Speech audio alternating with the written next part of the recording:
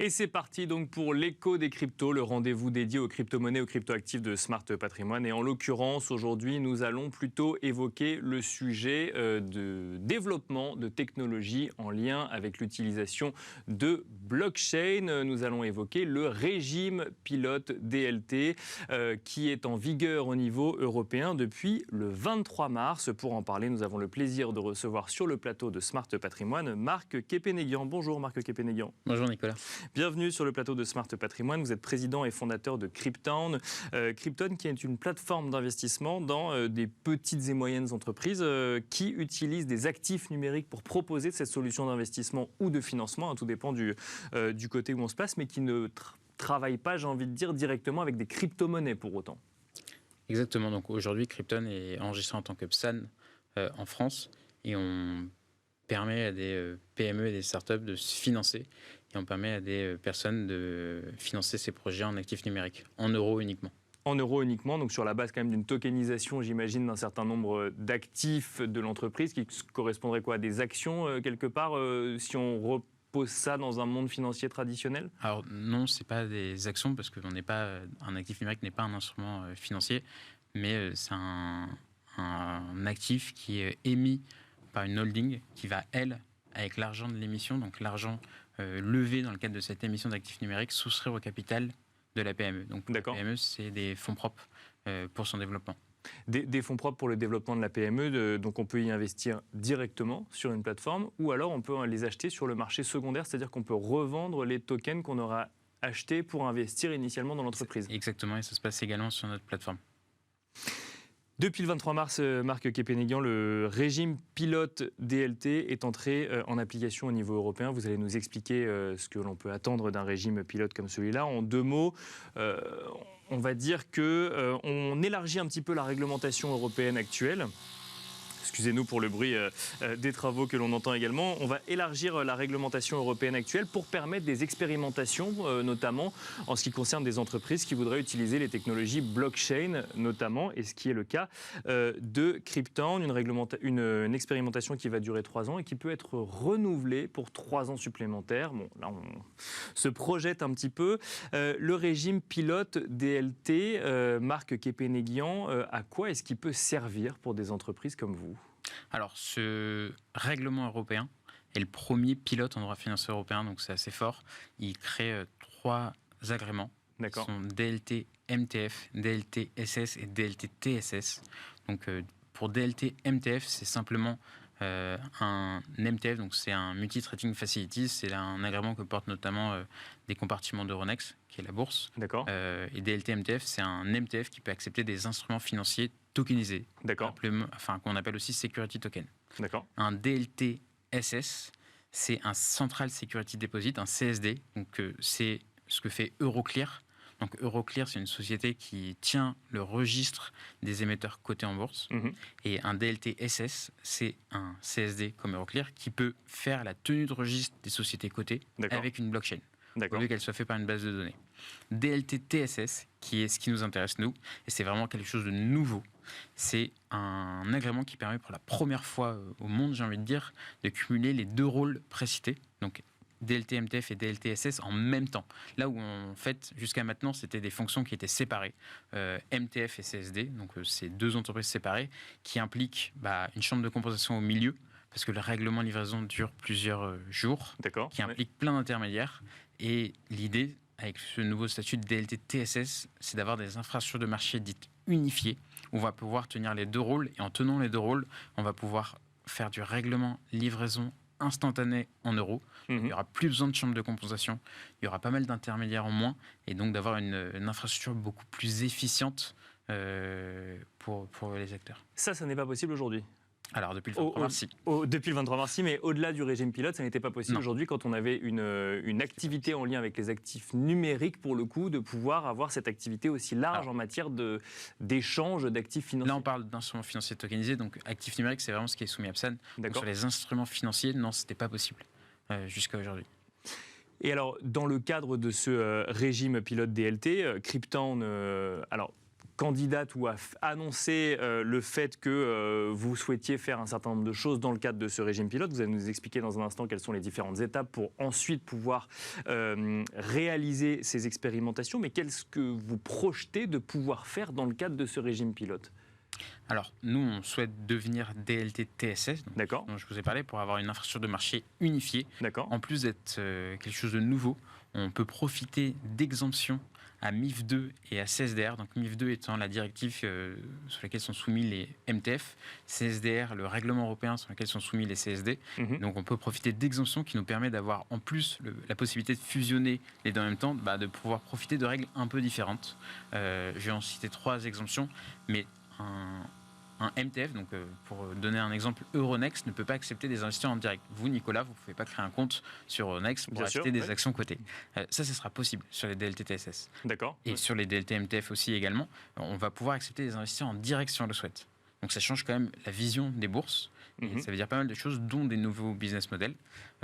Une autre exemption qui est assez parlante, je pense, pour les auditeurs, c'est que quand vous êtes un marché, vous avez un reporting quotidien que vous pouvez faire aux régulateurs.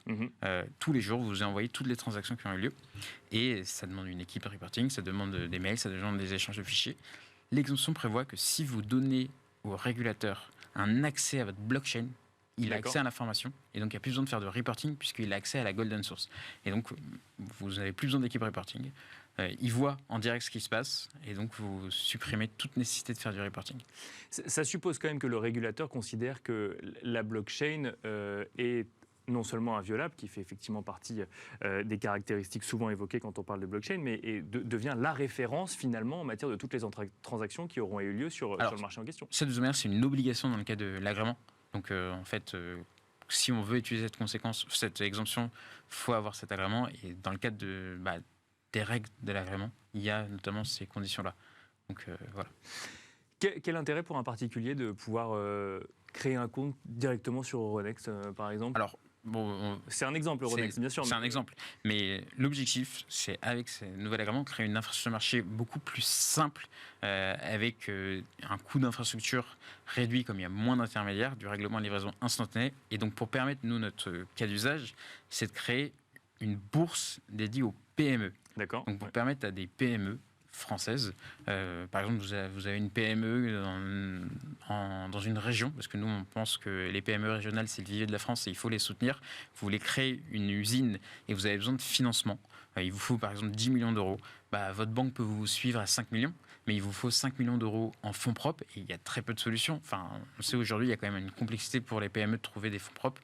Et là, ça sera réaliser une introduction en bourse, dit IPO, sur notre plateforme DLT TSS, et permettre, avec des règles simplifiées pour les PME, très adaptées, notamment en profitant d'articles de MIF 2 sur les MTF de croissance et des dispositions sur la loi Pacte sur les prospectus simplifiés, d'avoir des règles très adaptées aux PME, très simples, et permettre à quiconque d'y investir très facilement. Et ce que je veux dire par là, ça veut dire, vu qu'on devient marché coté, la PME va se retrouver en introduction en bourse, en marché primaire, mais dans un système, une infrastructure cotée. Ce qui veut dire qu'en tant que particulier, vous pourrez investir via votre compte titre, via votre PEA, via votre PEA PME, sans quitter votre banque.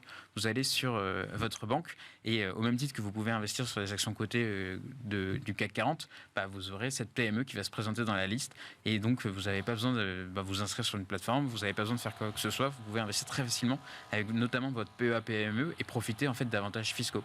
Alors que ce sera un nouveau marché coté qui aura été créé en Europe. Complètement un nouveau marché. Et aujourd'hui, par exemple, pour y avoir accès sur Krypton, il faut un wallet, on ne peut pas y aller via un PEA ou un... Exactement. Aujourd'hui, on n'a pas encore vraiment, donc bien sûr.